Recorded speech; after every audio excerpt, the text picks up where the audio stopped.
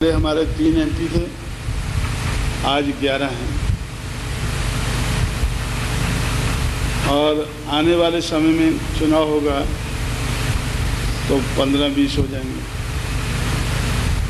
उसके बाद 1-2 चुनाव और आएंगे मेरे जिंदा रहते रहते, तो हम पता नहीं 50 तक पहुंचेंगे या नहीं पहुंचेंगे। अटल बिहारी चल कर आए, जब उनको पता चला कि इनका ये कांग्रेस वालों से ये बातचीत हो गई है कांचीराम की, तो अटल बिहारी चल कर आए और 1.5 घंटा उन्होंने मुझसे कन्विंस करने की बात की और उन्होंने कहा कि हम अपने एजेंडा में टॉप प्रायोरिटी में रखने को तैयार हैं ये परिवर्तन की बात, सामाजिक परिवर्तन। गांधी ने हमारी मजबूरी का फ़ायदा उठाकर हमारे ऊपर पुनः प्रचला रहा है होगा।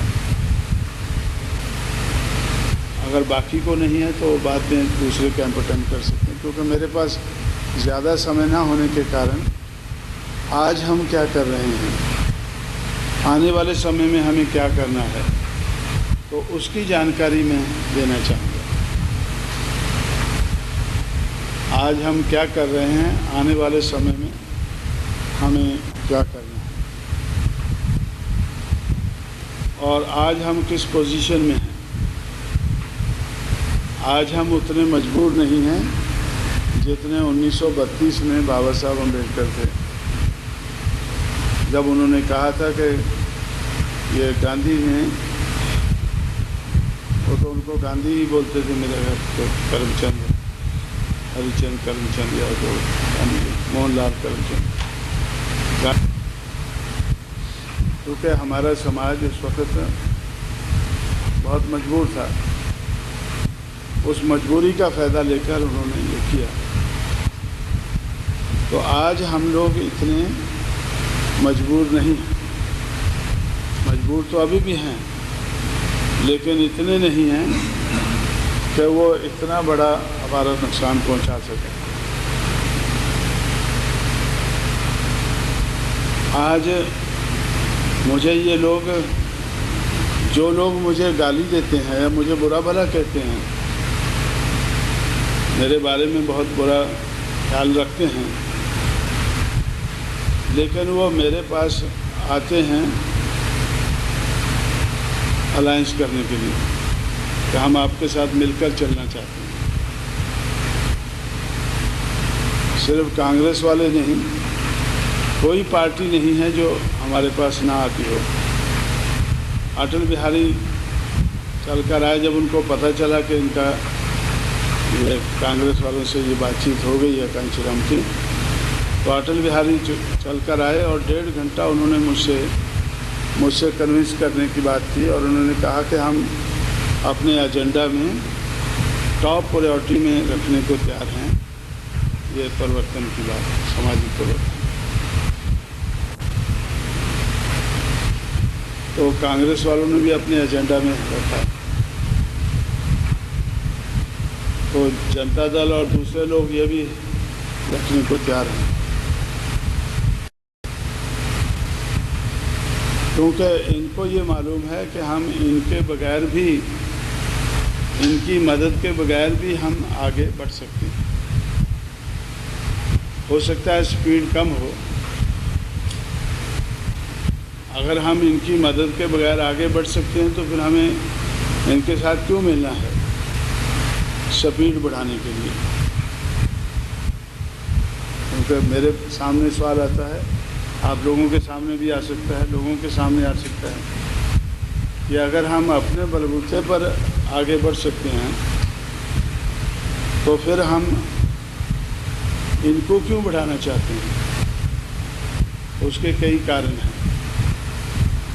सबसे बड़ा कारण तो यह है कि जिस स्पीड से हमें आगे बढ़ना चाहिए उस स्पीड से हम आगे बढ़ नहीं पा रहे। पहले हमारे 3 एमपी थे, आज 11 हैं और आने वाले समय में चुनाव होगा तो 15-20 हो जाएंगे। उसके बाद 1-2 चुनाव और आएंगे मेरे जिंदा रहते रहते, तो हम पता नहीं 50 तक पहुंचेंगे या नहीं पहुंचेंगे, लेकिन मैं समझता हूं कि ये स्पीड से आगे बढ़ना ज़रूरी है। और मेरा लक्ष्य है कि आने वाला चुनाव जल्दी आए और आने वाले चुनाव में बीएसपी के 100 से ज़्यादा मेंबर पार्लियामेंट हों। बीएसपी के 100 से ज़्यादा मेंबर पार्लियामेंट हो और चुनाव भी जल्दी आए। तो इसलिए हमें,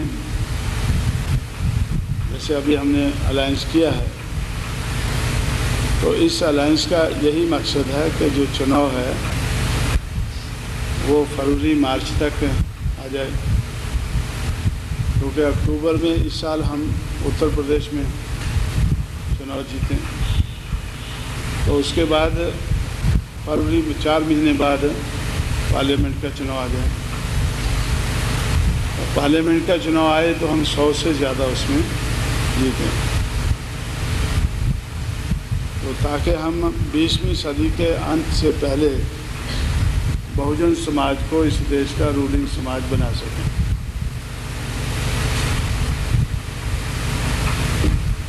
तो इसलिए हम सोचते हैं, तो उधर भी मेरे से प्रेस वालों ने पूछा, कांग्रेस वालों के सामने ही पूछा, सबके सामने, कि भाई आप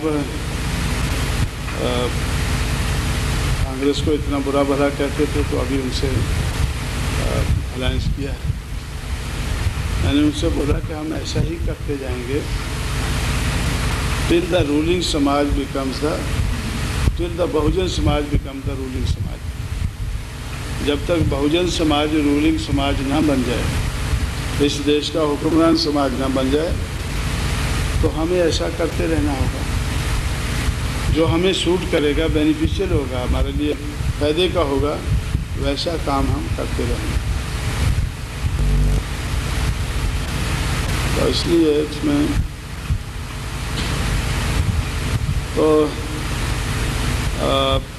तो ये बातें हमारा जो कैडर, हमारे जो कारोबार को चलाने वाले लोग हैं डिफरेंट लेवल के ऊपर, तो उन सबको ये समझ लेनी चाहिए बात। उनको ये बातें एडवांस में समझ लेनी चाहिए, ताकि जो भी हम स्टेप लेते हैं वो स्टेप लेते वक्त हमें ज़्यादा समझाने की ज़रूरत ना पड़े। वो स्टेप लेते वक्त हमें, क्योंकि आज एक तो हमने अपने पैरों पर खड़ा होकर इतना साबित कर दिया है कि हम अपने पैरों पर खड़े होकर आगे बढ़ सकते हैं। हो सकता है स्पीड उसमें कम हो, लेकिन आगे बढ़ सकते हैं।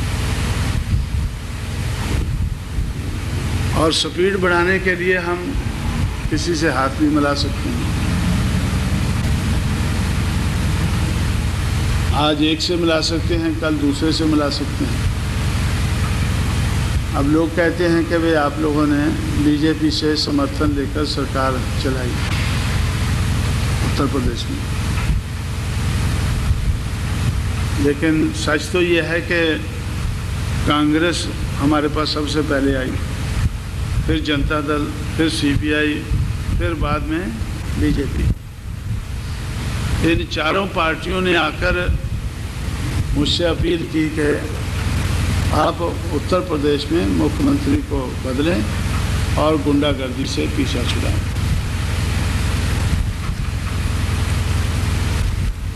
तो अब चारों पार्टियों का रिटर्न में हमें समर्थन है।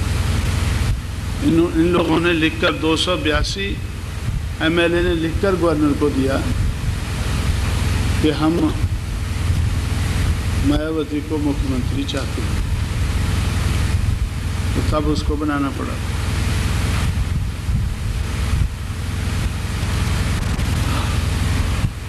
और तो इन लोगों ने फिर उसको असेंबली में टेस्ट किया गया, तब वो मेजॉरिटी वोट से पास हुआ। तो इस तरह से, लेकिन हमने बीजेपी से, चलो ठीक है, बाकी को छोड़ो, बीजेपी से ही समर्थन लिया, लेकिन उससे बीजेपी को क्या फ़ायदा हुआ और बीएसपी को क्या नुकसान हुआ, वो देखने वाली बात है। सच तो यह है कि उत्तर प्रदेश में आज हमारा वोट जो 11% से बढ़कर 21% हुआ है, 11% से बढ़कर 21% जो वोट हुआ है, उसमें 4-5% वोट हमारा बीजेपी से आया है। जो मोस्ट बैकवर्ड का वोट जो राम के नाम पर बीजेपी में चला गया था, वो काम के नाम पर वो बीएसपी में, भागीदारी के नाम पर वो बीएसपी में आया है।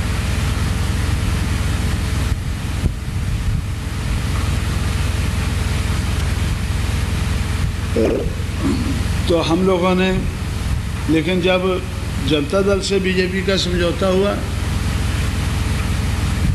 तो जनता दल को बीजेपी खा गई थी।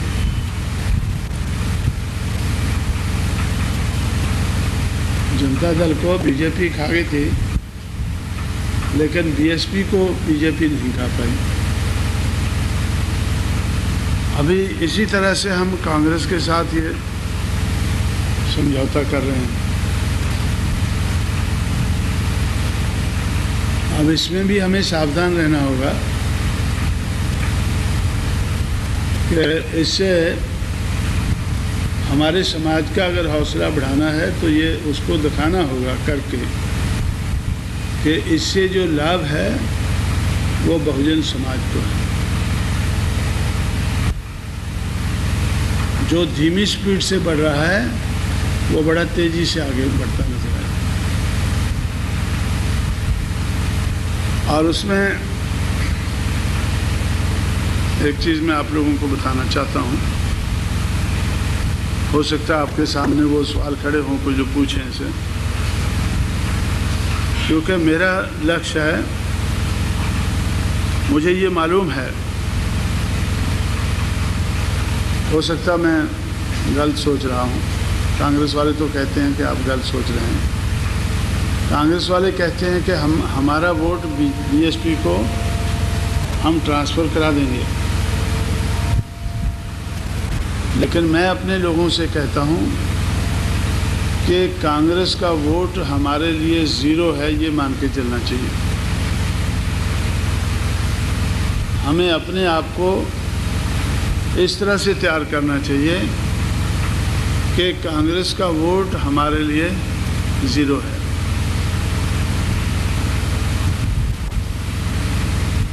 लेकिन हमें अपना वोट कांग्रेस को पूरा डुलवा देना चाहिए।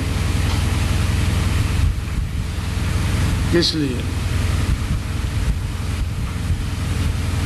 कि बीजेपी आज कांग्रेस को खाकर हजम कर चुकी है उत्तर प्रदेश में।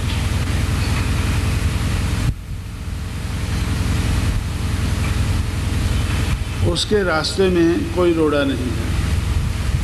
बीएसपी के रास्ते में दो रोड़े हैं, एक एसपी और दूसरी जनता दल।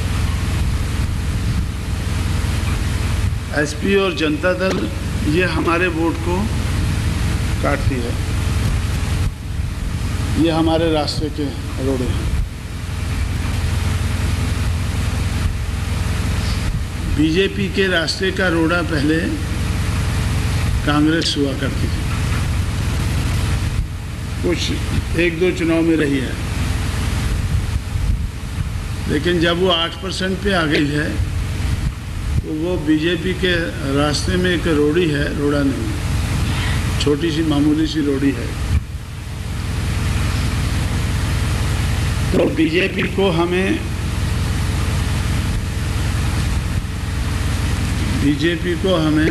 बीजेपी के रास्ते का रोड़ा हमें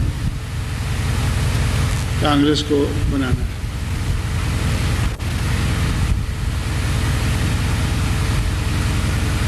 ये हमारा सबसे बड़ा फायदा होगा।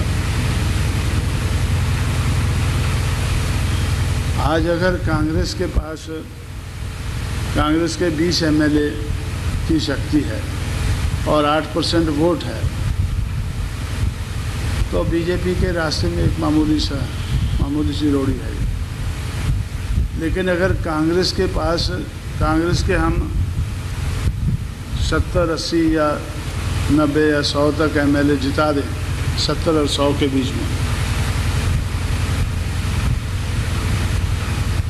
तो जो अपर कास्ट वोट है उसके लिए कांग्रेस एक अट्रैक्शन बन जाएगी, जैसे पहले हुआ करती थी। कांग्रेस जैसे पहले अट्रैक्शन हुआ करती थी, तो वैसे ये एक अट्रैक्शन बन जाएगी। और अगर कांग्रेस का वोट 8% से बढ़कर 14-15% हो जाता है और उसके एमएलए 20 से बढ़कर 80, 90 या 100 हो सकते हैं, तो कांग्रेस अपर कास्ट वोट के लिए एक अट्रैक्शन बन जाएगी।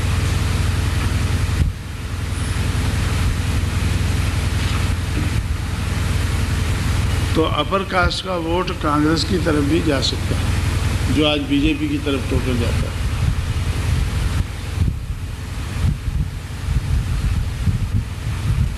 अभी आप मध्य प्रदेश में जैसे रीवा के एग्जाम्पल ले लें। रीवा के पहले चुनाव में जब ये भीम सिंह उधर से जीते थे, तो उस वक़्त का मुझे ज़्यादा ज्ञान है कि उस वक़्त कांग्रेस का वोट, अपर कास्ट का वोट तो 3-4 पार्टियों में बट गया था सबसे ज़्यादा, लेकिन उस वक्त शायद कांग्रेस को मिला था। इस वक्त मेरा ख्याल बीजेपी को ज़्यादा मिला, सबसे ज़्यादा हैं पहले पर आपके ज़माने में, दूसरे पे कम, पहले पे आप थे। आप पहले पर इसलिए आए कि पहले पर इनको छोड़कर पहले पे कांग्रेस, दूसरे पे बीजेपी, तीसरे पे फिर मेरा ख्याल वो जनता दल वगैरह होती। लेकिन अब हमारा कैंडिडेट पहले पर इसलिए आया कि अभी भी अपर कास्ट का वोट बटा है, पहले भी बटा था, अभी भी बटा है। अभी मेरा ख्याल पहले पे जनता बीजेपी आ गई है, बीजेपी आ गई भी पहले पे। नहीं, आप पहले पे नहीं, मतलब आपके अलावा, बीएसपी के अलावा पहले पर, दूसरे नंबर पर, आपके दूसरे नंबर पर कौन पार्टी है? बीजेपी। कितना वोट पड़ा है? 1,45,000। आपको कितना पड़ा है? 58,000। 1,58,000 और उनका 1,45,000। कांग्रेस का 1,07,000 1,07,000 है। 700 1,07,000। अब अगर कांग्रेस इसी तरह से गिरती गई तो आपकी जगह बीजेपी आ जाएगी, बीएसपी की जगह, मध्य प्रदेश में भी बीएसपी की जगह बीजेपी आ जाएगी, क्योंकि आप में और बीजेपी में थोड़ा ही फर्क है।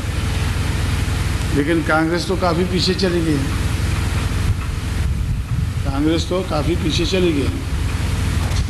और कांग्रेस पीछे क्यों गई है? क्योंकि उसके साथ लगा हुआ जो उत्तर प्रदेश का एरिया है, उसमें कांग्रेस बहुत पीछे जा रही है।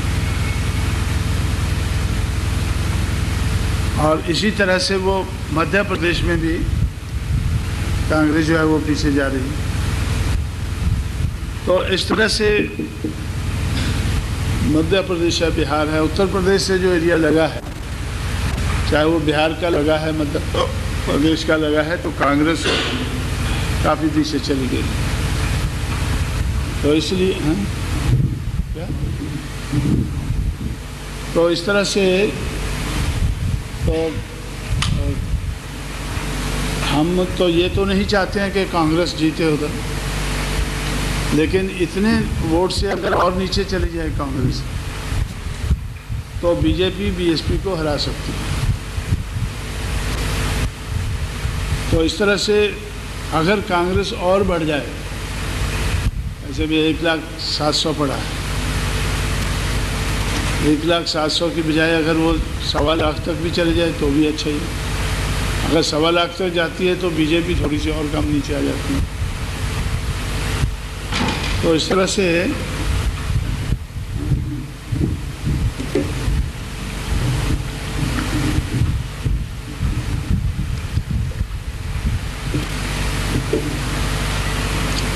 अब लेकिन उत्तर प्रदेश में तो कांग्रेस बहुत पीछे आ गई ना। उत्तर प्रदेश में कई सीटें ऐसी हैं पार्लियामेंट की जिसमें कांग्रेस को 2,000, 3,000, 4,000 ऐसा वोट पड़ा पार्लियामेंट के लिए। तो असेंबली के लिए तो सैकड़ों में है। तो बीजेपी का सबसे ज़्यादा और कांग्रेस का सबसे कम। तो ये हमारे लिए खतरे की घंटी। तो इसलिए हम सोचते हैं कि कांग्रेस को हम अगर इम्प्रूव कर दें, उधर कांग्रेस को अगर हम इम्प्रूव कर दें तो उससे बीजेपी को ही खतरा है, बीएसपी को कोई खतरा नहीं, अगर हम सावधानी से चलें। कुछ लोगों का कहना है कि शेड्यूल कास्ट का वोट फिर से कांग्रेस में जा सकता है। ऐसा हमें नहीं होने देना है, क्योंकि जो शेड्यूल कास्ट का वोट हमने कांग्रेस से तोड़ा है वो लोगों को जानकार बनाकर तोड़ा है, लोगों को जानकारी देकर तोड़ा है। और क्या जानकारी दी है कि भाई कांग्रेस के लोग आपको पोस्ट दे सकते हैं, पावर नहीं दे सकते। अगर हमें आपको पावर देनी है तो बहुजन समाज पार्टी को मजबूत बनाना होगा।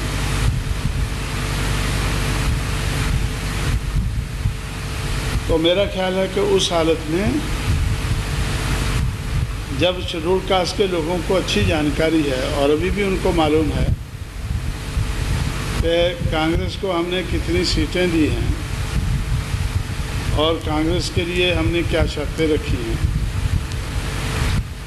और सबसे बड़ी शर्त है कि बहुजन समाज पार्टी की जनरल सेक्रेटरी मायावती वो मुख्यमंत्री होगी, उत्तर प्रदेश की मुख्यमंत्री होगी। सिर्फ बीएसपी का मुख्यमंत्री होगा यही नहीं, बल्कि उनको नाम भी बता दिया कि भाई ये आपको मंजूर है तो हमारे साथ करो। क्योंकि बाद में क्या हो सकता है कि वो बोले कि मायावती ने गांधी जी को गाली दी थी, ये किया था। भाई यही है हमारे पास, चाहे गाली समझ लो चाहे अच्छा समझो बुरा समझो, तो इसको मुख्यमंत्री बनाना अगर मंजूर है तो फिर हमसे बात करो। क्योंकि मायावती ने थोड़ा वो, मैं तो इतना तीखा नहीं बोला है, उसने ज़्यादा तीखा बोला। गांधी जी के बारे में जो बोला है ना, उसने थोड़ा तीखा बोला। तो बाद में मैंने उनको संभाला, मैंने उनको बोला कि ये किताब रखा करो हाथ में, जब कोई पूछे बोले मैंने यही बोला है जो डॉक्टर अम्बेडकर ने बोला, ये लिखा किताब में, जो ये डॉक्टर अम्बेडकर ने बोला है वही मैंने बोला और कुछ नहीं बोला। तो अभी लेकिन फिर भी उसके बारे में इन्होंने प्रचार तो बहुत किया ना, कांग्रेस वालों ने ही पहले बहुत प्रचार किया था कि भाई मायावती जो है वो गांधी जी के बारे में ऐसा बोलती है। तो इसलिए मैंने उनसे कहा कि भाई आपको अगर मायावती मंजूर है, हमारी तरफ से बीएसपी की सरकार बनेगी, बीएसपी 300 सीटें लड़ेगी, बीएसपी की अपनी सरकार बनेगी और मायावती मुख्यमंत्री होगी। तो अगर मंजूर है तो आप हमसे बात करें, बात को आगे बढ़ाते हैं।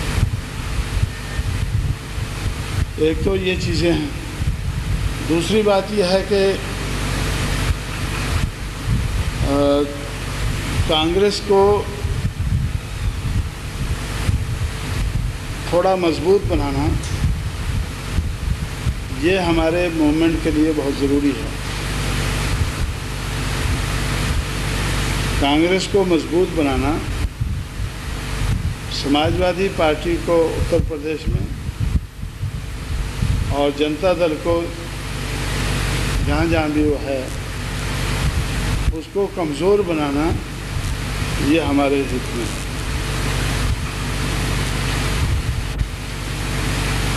क्योंकि कांग्रेस अगर वोट काटती है तो बीजेपी कमज़ोर होती है।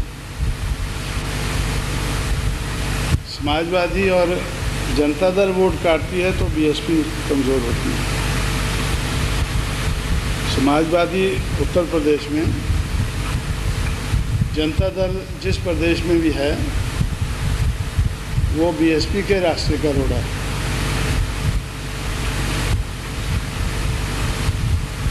और बीजेपी के रास्ते का रोड़ा कांग्रेस है। आज जहाँ जहाँ बीजेपी बड़ी है, जहाँ जहाँ बीजेपी बड़ी है वहाँ, और कई जगह तो जहाँ कांग्रेस आगे है वहाँ बीजेपी उनके रास्ते का रोड़ा है।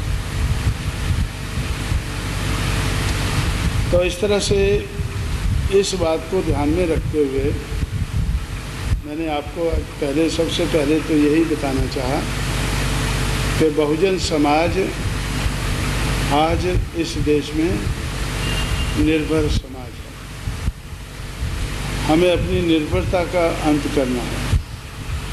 दूसरों के ऊपर हमें निर्भर ना रहकर बहुजन समाज को अपने पैरों पर खड़ा करना, अपने पैरों पर खड़ा करके उनको आगे बढ़ाना है। दूसरी बात मैंने आपसे ये कही है कि इस काम में तेज़ी लाने के लिए,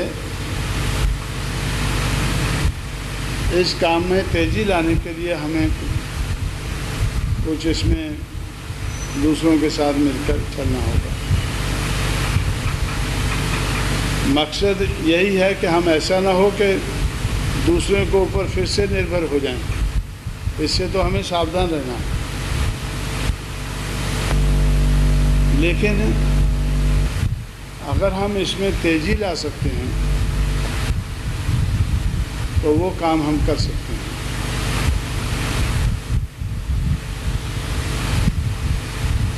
सावधान रहते हुए, और तेज़ी लाने की भी काफ़ी सख्त ज़रूरत है। मेरा जो अनुमान है कि अगर हम, जैसे अभी ये तो 3-4 महीने में पता चल जाएगा, अगर उत्तर प्रदेश में बीएसपी सरकार बना पाती है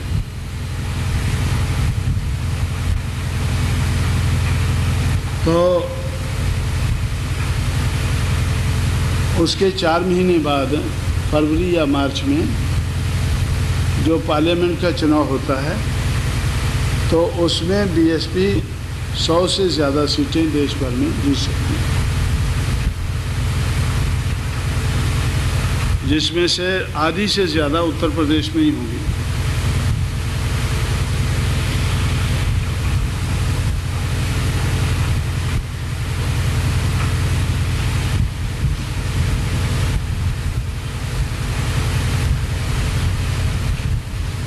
तो पहली बात मैंने आपसे बताई है कि हमें निर्भरता दूर करनी है, अपने बलबूते पर, अपने पैरों पर खड़ा होकर अपनी शक्ति बना के अपनी मूवमेंट को बढ़ाना, आगे बढ़ाना है। दूसरा ये कहा है कि हमें तेज़ी से आगे बढ़ना है, उसके लिए कुछ स्टेप्स लेने हैं। तो इन सारी चीज़ों को आप लोगों को अंडरस्टैंड करना चाहिए, क्योंकि जो आपसे कम लेवल के वर्कर हैं आपके एरिया में वो आपसे पूछ सकते हैं। अगर वो ना भी पूछे तो भी आपकी ज़िम्मेवारी है उनको बताने के लिए, उनको गाइड करने के लिए। तो इसलिए तो मैं जो पहले जो कैडर कैंप आपने अटेंड किए हैं तो उनका ज़्यादा जिक्र नहीं कर रहा हूँ, क्योंकि एक तो मेरे पास समय कम है, दूसरा ये उनको दोहराने में अगर वो समय लग जाए तो फिर वो आगे की बात, आज की बात और आगे की बात मैं आपको नहीं बता पाऊँगा। तो मैं समझता हूँ कि ये एक एडवांस किस्म का कैंप है तो जिसमें हम लोग आज के बारे में, क्योंकि पहले कैंप में हम ज़्यादातर वो बातें बताते हैं जो हमारे बुज़ुर्गों ने की है, वो जानना बड़ा ज़रूरी है।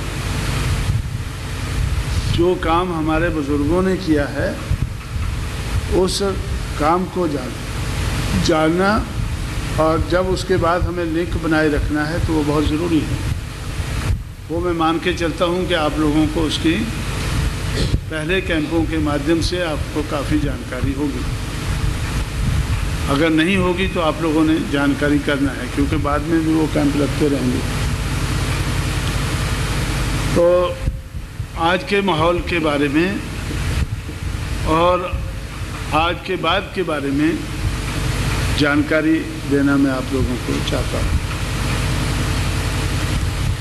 तो इसलिए आज का जो मेन टॉपिक है वो निर्भरता का है, डिपेंडेंस का है,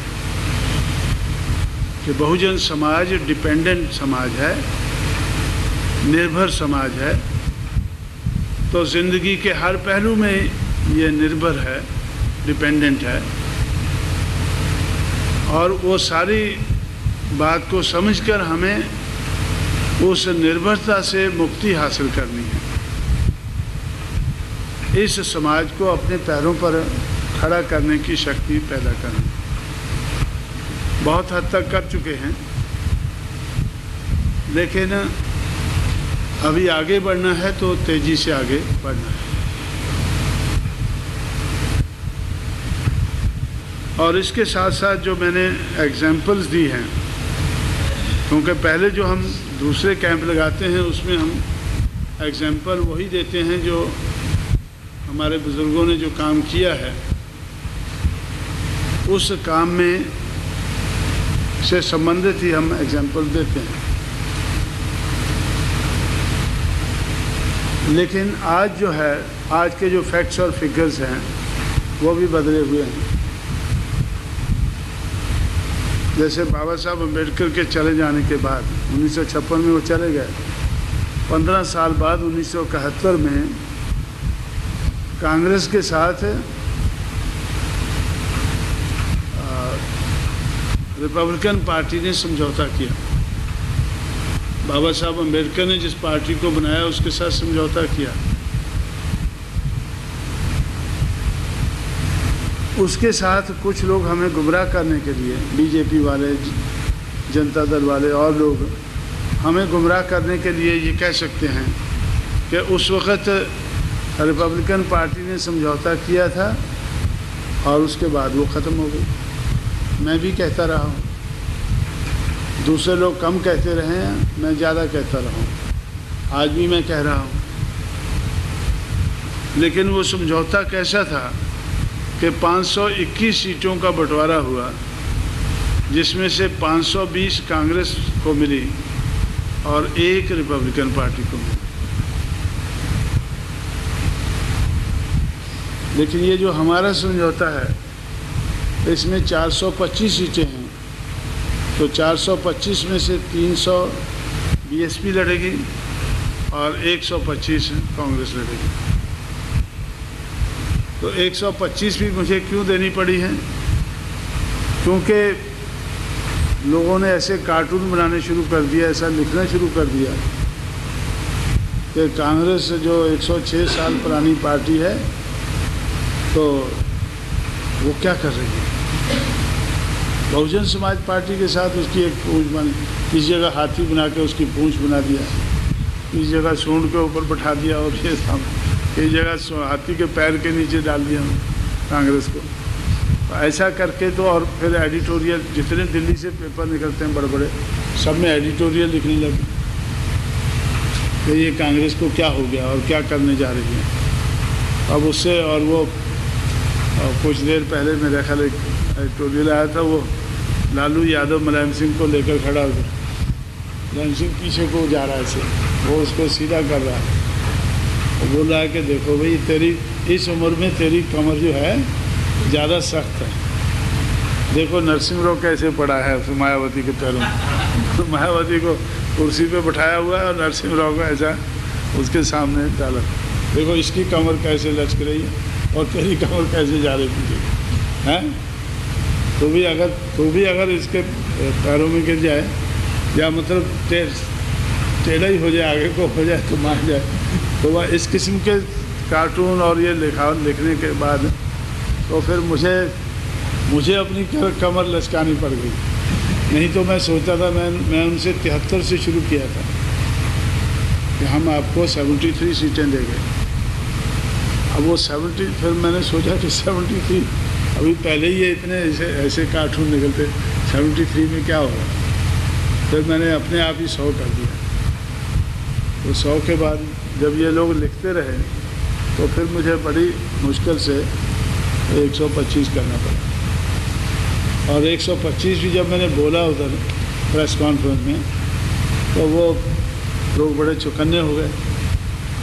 तो वो नरसिम्हा राव को बोलना पड़ा कि वो सीट सारे material 1 sheet here 1 sheet there, 1 sheet इधर 1 सीट उधर, ऐसा करें। लेकिन 125 और 130 के बीच में हमारा समझौता हो जाएगा। तो मैंने सोचा चलो 1 सीट इधर उधर करना पड़ा, कर देंगे आप। तो उससे क्या है कि हमें मतलब ये सोच के कि हमें मतलब इस हालत में आकर सब लोग मुझसे पूछते हैं भी कांग्रेस से समझौता क्यों करते हैं। मैं बोला जब कांग्रेस मजबूत थी तो हमें सूट नहीं करती थी, लेकिन कांग्रेस मजबूर हमें अच्छी लगती थी। मजबूर कांग्रेस जो है वो हमारे फ़ायदे की है। जब मजबूत थी तो हम इसको हिट करते थे, लेकिन जब ये मजबूर हो गई है तो अब हम इसको बढ़ावा देना चाहते हैं। तो बढ़ावा उतना ही देना चाहते हैं। मुझे ये कांग्रेस वालों को ये लगता है, कांग्रेस के जो ऊपर के नेता हैं, कि वो बीएसपी के साथ मिलकर दिल्ली में सरकार बना लेंगे। उनको ऐसा लगता है कि उनका भी ऐसा नज़रिया है कि पता नहीं कितना होगा, लेकिन जो कहते हैं मुझसे कि हम 200 तक सीटें जीत जाएंगे, और अगर 100 बीएसपी क्रॉस कर जाती है तो मिलकर सरकार बन सकती है। तो 15-20 पार्टियां मिलकर बनाने की बजाय अगर 2 पार्टियां मिलकर बना लें तो वो ज़्यादा स्टेबल रह सकती है। तो इसी तरह से वो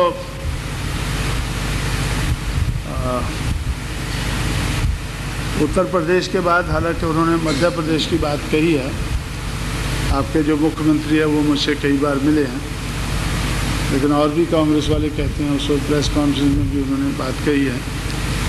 लेकिन जैसा हमें सूट करेगा उसके हिसाब से जो हमारे हित की बात होगी वही की जाएगी, वही करनी चाहिए।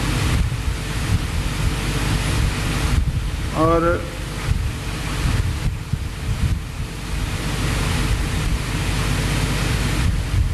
दूसरा मैं आप लोगों से ये बताना चाहता हूँ कि हमें, जब मेरा जो ऐसा नज़रिया है कि जब बहुजन समाज अपने पैरों पर अपनी निर्भरता दूर करके अपने पैरों पर खड़ा होता है तो पॉलिटिकल लाइफ में इंस्टेबिलिटी आती है। उत्तर प्रदेश में हम उठकर खड़े हुए तो आपने देखा होगा कि 89 में चुनाव हुआ, 89 तक हम तैयार हो गए। 89 में चुनाव हुआ, 91 में हुआ, 93 में हुआ, 96 में बिगनिंग में हुआ, 96 के एंड में होने वाला अभी, और 97 में शुरू में हो जाएगा, ऐसा मेरा ख्याल है। क्योंकि 96 के एंड तक तो ये जो तय हो चुका हुआ है, क्योंकि 17 अक्टूबर से पहले चुनाव हो जाना चाहिए यूपी में। तो 89, 91, 93, 96, 96, 97, तो 89 से लेकर 97 के बिगनिंग तक तो 6-7 बार उत्तर प्रदेश में चुनाव हुआ, या 6 बार तो अभी हो जाएगा जो अभी अक्टूबर में। तो हमें इसका मतलब क्या है कि हमें आगे बढ़ने के लिए जल्दी मौका मिलता है।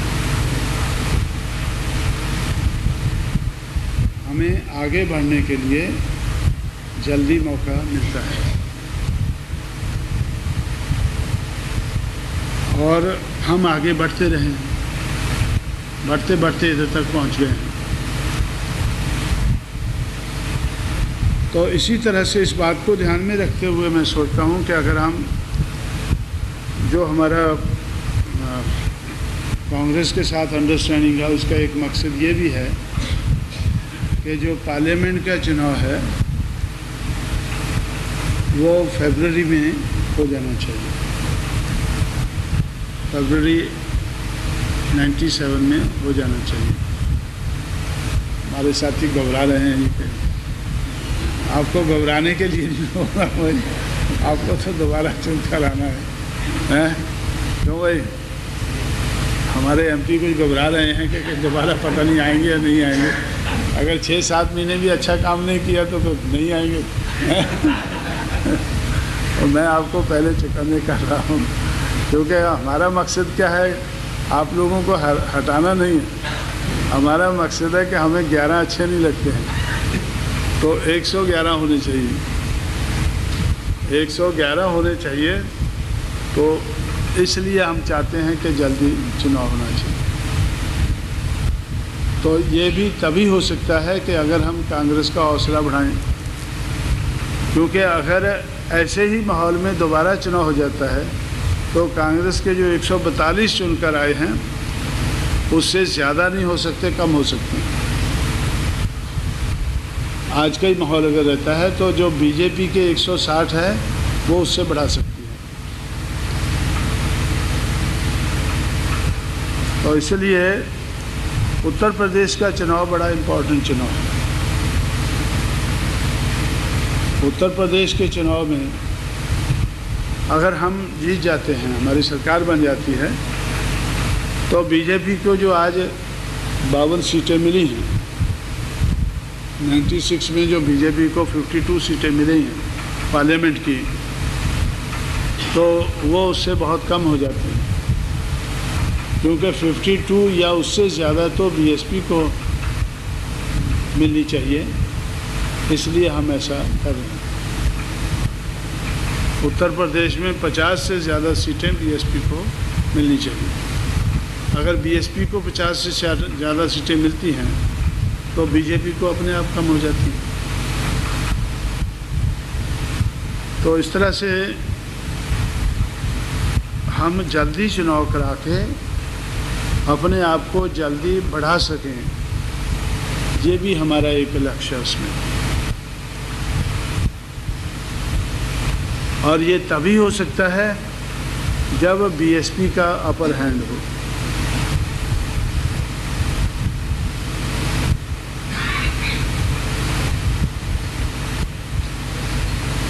कितने बजे तक चलना है? 1 बजे तक, 1:30 बजे तक।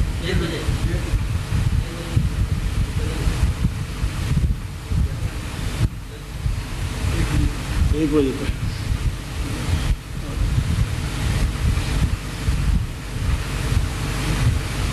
हैं? क्या 1:30 बताया था? किसको? अच्छा ठीक है।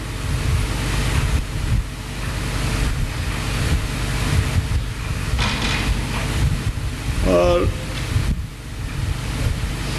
चलो आधे घंटे के लिए मैं हैं आ जाता है इतने में, लेकिन एक टॉपिक में और इसमें ले लेता हूँ, चाहे आधा घंटा लगे या पौना घंटा उसमें में।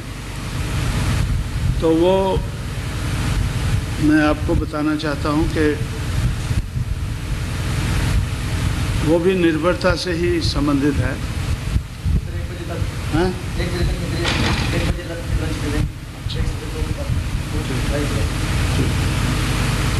तो वो है कि हम अपने वोट के बचाव के लिए, ये जो यूपी में चुनाव हुआ है, बाकी जगह भी आपने फेस किया होगा, कि हमारा वोट डल सके, हमारा वोट बराबर गिना जा सके, हमारे वोट की रक्षा के लिए हम निर्भर हैं ज़्यादातर इलेक्शन कमिश्नर के ऊपर, क्योंकि चीफ इलेक्शन कमिश्नर बोलता जाता है कि फेयर एंड फ्री चुनाव होगा, और हम सोचते हैं कि भाई अच्छा है, अगर फेयर एंड फ्री चुनाव हो जाए तो अच्छा है,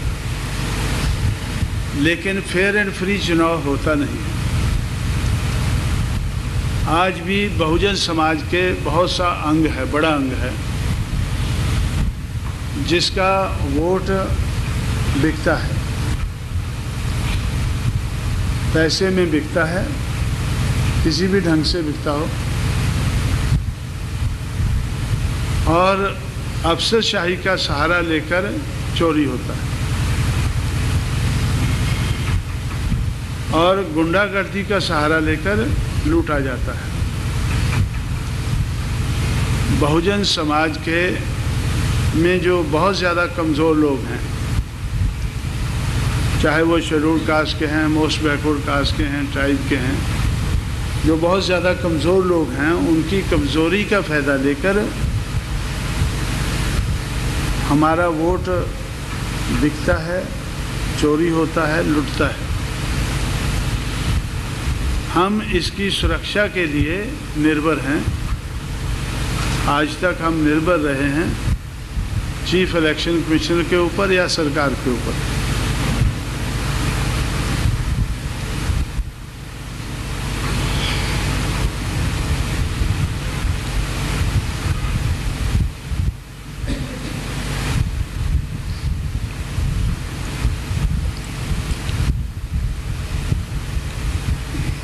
हमारा ऐसा ख्याल है कि हमें इस निर्भरता से मुक्ति हासिल करना बहुत ज़रूरी है और जल्दी हासिल करना ज़रूरी है। इसलिए हम लोगों ने उत्तर प्रदेश में से ये तजर्बा करना शुरू किया है कि हम इस निर्भरता का अंत करेंगे, अपने ऊपर निर्भर रहेंगे इस वोट को बचाने के लिए, अपने वोट की रक्षा करने के लिए। तो हम लोगों ने बहुजन समाज सुरक्षा दल बनाना शुरू किया। बीएसपी का सुरक्षा दल हमने बनाना शुरू किया है और अक्टूबर में चुनाव से पहले जुलाई, अगस्त, सितंबर 3 महीने में, आने वाले 3 महीने में हमें 10 लाख लोग तैयार करने हैं। 10 लाख लोगों को हमें तैयार करना है जो अपना वोट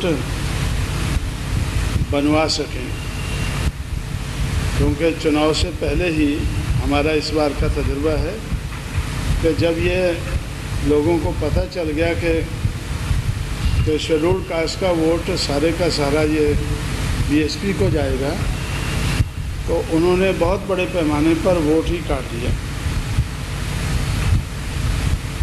बस्तियों की बस्तियां जो है वो उसमें उनका वोट नहीं निकला उत्तर प्रदेश में। बाकी अपने प्रदेश में आपको थोड़ा ज्ञान होगा, बाकी जगह कम होगा, लेकिन उत्तर प्रदेश में ये बड़े पैमाने पर हुआ। तो दूसरा ये कि जो वोट उनका था वो वोट, जो भी शेड्यूल कास्ट का वोट उत्तर प्रदेश में डला है वो बीएसपी के अलावा किसी को नहीं डला। ये सब पार्टियां चिल्लाती हैं, सब लोग कहते हैं, हमारे कैंडिडेट भी कहते हैं, दूसरी पार्टियों को भी कहते हैं कि शेड्यूल कास्ट का वोट जो भी डला है वो 100% बीएसपी को डला है। लेकिन जब हम उस वोट का एनालिसिस करते हैं तो हमें ऐसा लगता है कि शेड्यूल कास्ट का वोट 50 और 60% के बीच में डला है। ये बात सही है कि जो भी डला है वो बीएसपी को ही डला है, किसी दूसरी पार्टी को नहीं गया है। उत्तर प्रदेश में मध्य प्रदेश में तो कुछ एरिया है जिधर ऐसा हुआ होगा, लेकिन ज़्यादातर तो वो बटा है। जैसे आप रीवा से चलकर आप बिलासपुर की तरफ बढ़ेंगे तो रीवा में तो मेरा ख्याल है कि शेड्यूल कास्ट का वोट अगर पूरे का पूरा नहीं तो 90% बीएसपी को पड़ा होगा। लेकिन बिलासपुर में हम ऐसा नहीं कह सकते। बिलासपुर है, इधर दूसरा कोना बिलासपुर का है, इधर से आप सीधा जाए और बिलासपुर से भी आगे ये जानकी देवी खड़ी थी ना, कौन सा सीट है वो, महासमुंद। तो महासमुंद में तो मेरा ख्याल शेड्यूल कास्ट का वोट 90% कांग्रेस को पड़ा होगा, हैं? होगा ना ऐसा, लगभग ऐसा ख्याल है आपका? ऐसा मेरा ख्याल है कि ऐसा होगा अभी तक। हैं?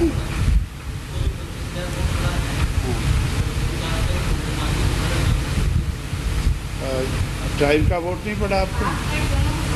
कास्ट ट्राइब का दौड़ा पड़ा।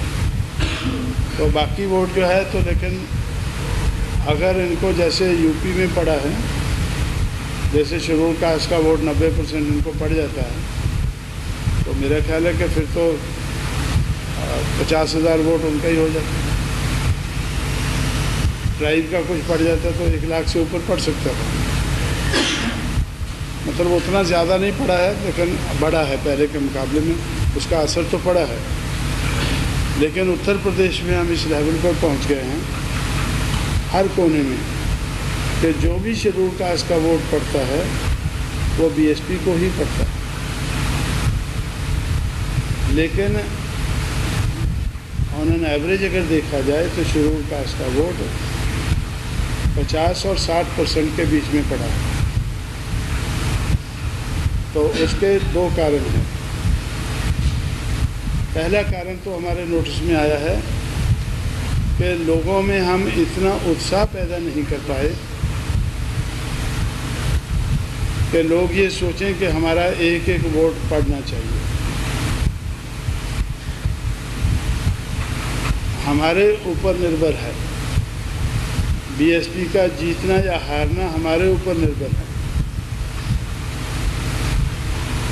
जैसे जब सेकंड वर्ल्ड वार हुआ तो अंग्रेज़ लोग अपने अपने टेबल पर लिख के रखते थे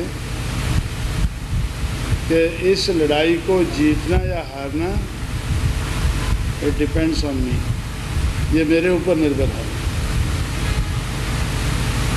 अगर मुझे ये लड़ाई जीतनी है तो मुझे अपनी ड्यूटी निभानी है।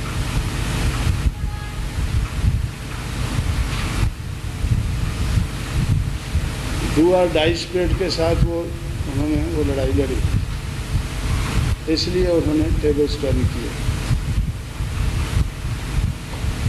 लेकिन शेड्यूल कास्ट में उत्तर प्रदेश में भी अभी तक इतनी अर्ज पैदा नहीं हुई है कि जितनी अंग्रेज़ों में थी कि हमारे ऊपर निर्भर है, इसलिए मुझे अपनी ड्यूटी निभानी है। मतलब उनकी चाहत जो है इतनी नहीं थी। ये ज़रूर हो गई थी कि हमारी पार्टी बीएसपी हमें दूसरे को वोट नहीं देना। तो उस हिसाब से अगर शेड्यूल ऐसी अर्ज मैंने इटावा में पैदा की थी, इटावा में ये अर्ज पैदा करके शेड्यूल कास्ट का वोट 90% डलवाया था और उसी से मैं जीत गया था। थोड़ा सा मोस्ट बैकवर्ड कास्ट का वोट हो गया, लेकिन जीतने के लिए मुझे शेड्यूल कास्ट का वोट ही उधर काफ़ी नज़र आया। अगर वो 90% बन जाता है तो इसलिए हमने ऐसा सोचा है कि अभी उस वोट को हमें डलवाना है। एक तो हमारा वोट बिकना नहीं चाहिए, दूसरा वो चोरी नहीं होना चाहिए, लूटना नहीं चाहिए, और हमने इसमें देखा है कि बहुत सा वोट हमारा लूटा गया है, गुंडागर्दी के कारण लूटा गया है।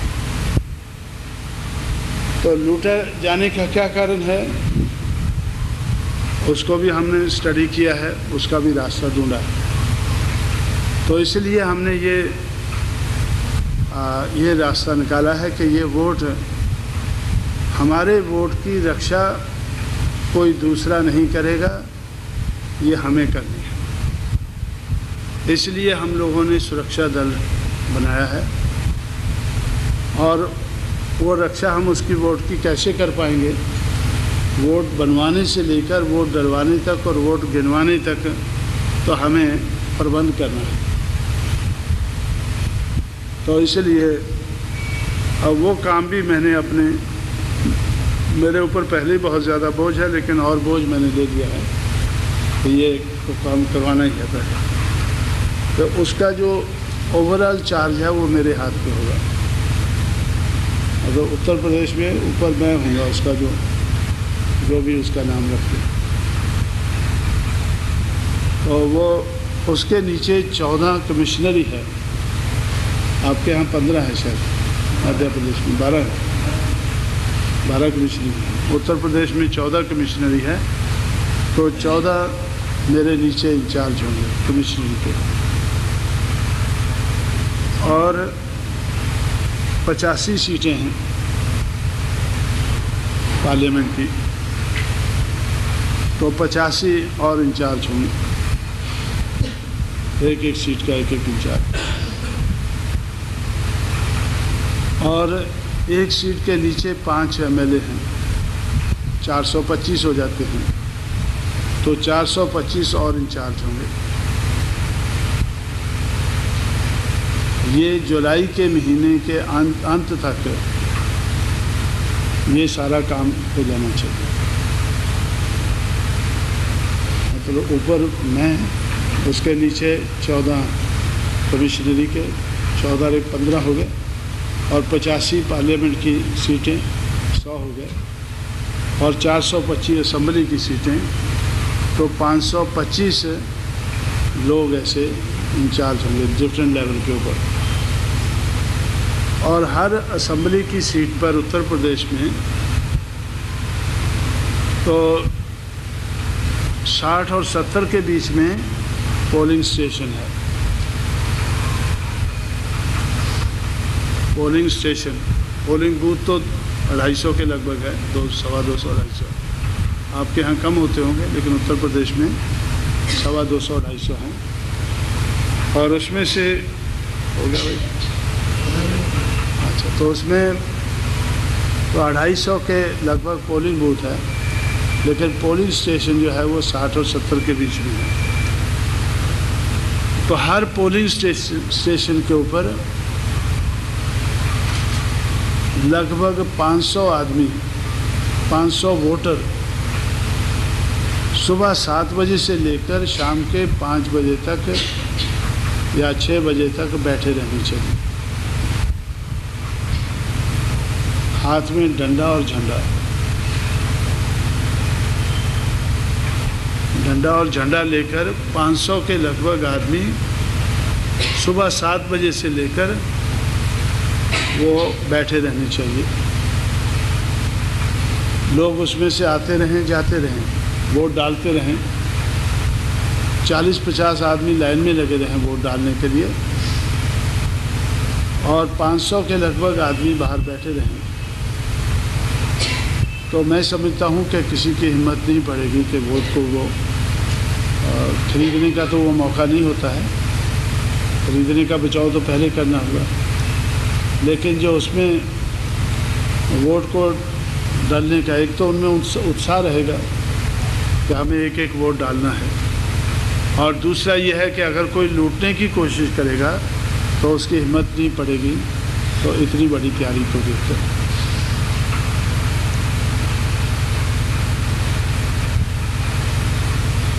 तो इस तरह से टोटल ये 10 लाख, उस दिन पोलिंग के दिन 10 लाख लोगों का इन्वॉल्वमेंट होगा पोलिंग के दिन। जैसे हम दूसरे नारे बनाते हैं तो वैसे ही वो भी नारा बनाया जाएगा। पहले मैं उनको बोला अभी से वो शुरू कर देना चाहिए। तो जो चुनाव का दिन है वो हमें बीएसपी के नाम लगाना चाहिए। उस दिन बीएसपी का ही दिन होगा, हम और कुछ काम नहीं करेंगे।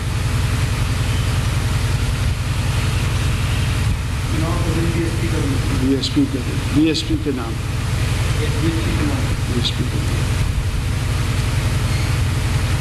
चुनाव का दिन जो है हम वो उस वक्त डेट अनाउंस हो जाएगी तो वो डेट बोलने लग जाएंगे लोग। जिस दिन से डेट अनाउंस हो जाएगी उस दिन से बच्चा ये महल्लों में गांव में अपना वो चलाएगा।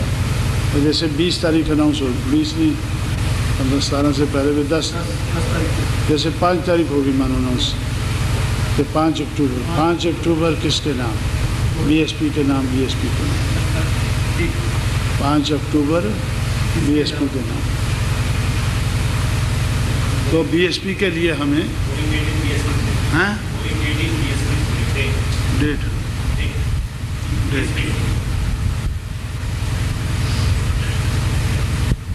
बीएसपी डे नहीं, बीएसपी के नाम। ये पोलिंग का जो दिन है वो हमने बीएसपी के लिए रखना है।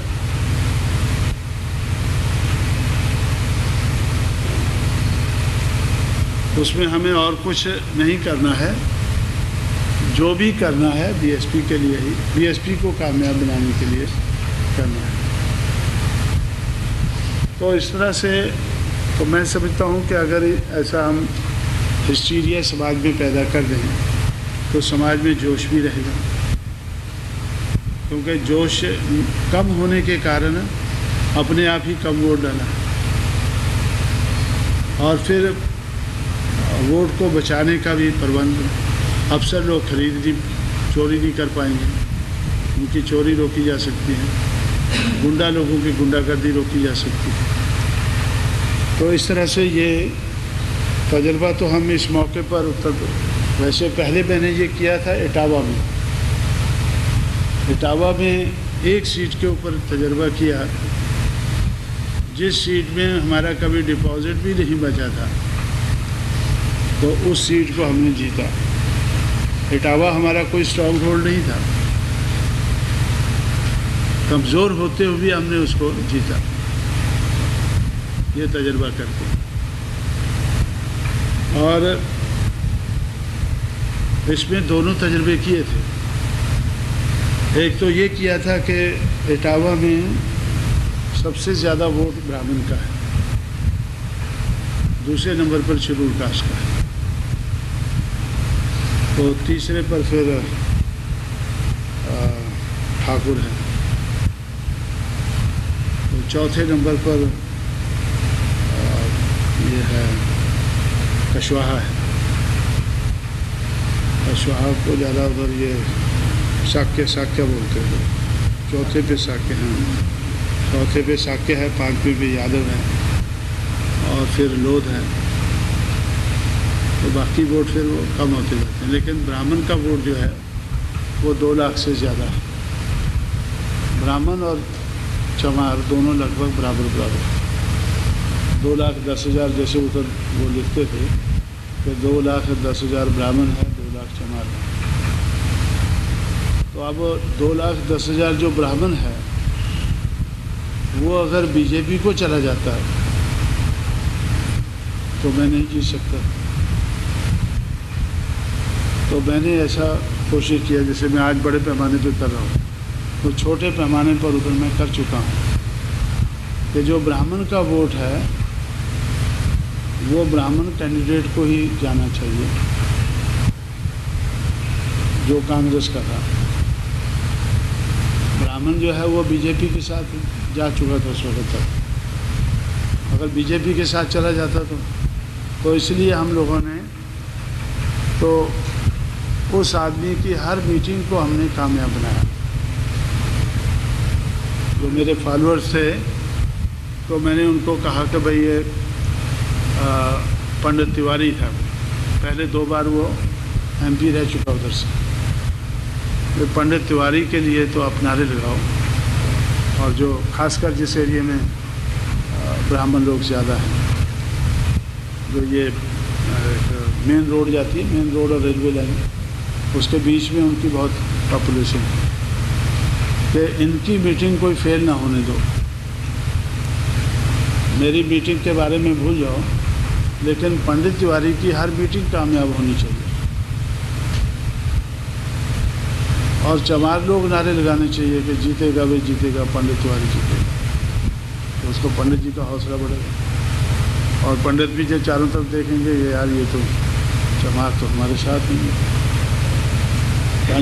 कांशीराम की मीटिंगों में तो कम है, इधर हमारे साथ ज़्यादा है, तो उनको लालच पड़ जाएगा कि भाई ये हमारा पंडित भाई जीतेगा। और लेकिन जिस दिन मैंने पेपर फाइल किए, उसके दूसरे दिन ही मैंने जो उधर का सबसे बड़ा ग्राउंड था वो बुक कर दिया था। 16 को वोटिंग था, तो 14 को कैंपेन का आखिरी दिन था, तो 14 तारीख के लिए उसको मैंने बुक कर दिया। 14 तारीख के लिए बुक कर दिया था कि इसमें 14 तारीख को हमारा प्रोग्राम होगा बीएसपी का, क्योंकि 4 बजे प्रचार बंद हो गया, तो 3 बजे तक हमारा प्रोग्राम था। 12 बजे से लेकर 3 बजे तक हमारा प्रोग्राम था, और बिल्कुल ओवरफ्लो कर दिया था हमने। मैक्सिमम भीड़ हमने खड़ी कर दी। उससे पहले उसी ग्राउंड में बीजेपी का प्रोग्राम हुआ, अटल बिहारी गए, अडवाणी गए, उसी में नरसिंह राव का हुआ था कांग्रेस का, उसी में ये चंद्रशेखर और देवीलाल का हुआ था, जो मुलायम सिंह के सपोर्टर थे। तो उसी ग्राउंड में मैंने कहा कि देखो भाई, ये इधर फैसला हो चुका है। इस ग्राउंड में आपने हर पार्टी का मीटिंग देखा है, और बीएसपी के मुकाबले में किसी का इधर मीटिंग नहीं हुआ है, तो लोग जो है अभी वोटर जो है वो बीएसपी के साथ है। तो अब आप डट कर अपना एक एक वोट डालने की कोशिश करें।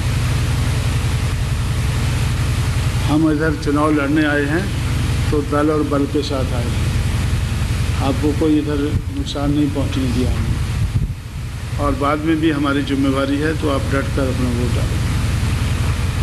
तो तब पंडित लोग घबराए कि भाई हमारा वोट जो है वो तो ये जो कांग्रेस के सपोर्ट में आते थे, ये तो आज बीएसपी के लिए खड़े हैं, ये जमात तो हमें धोखा दे गए, जिनको हम हमेशा धोखा देते आए हैं, आज ये हमें धोखा दे रहे हैं। तो इसलिए उन्होंने भागना शुरू किया बीजेपी की तरफ,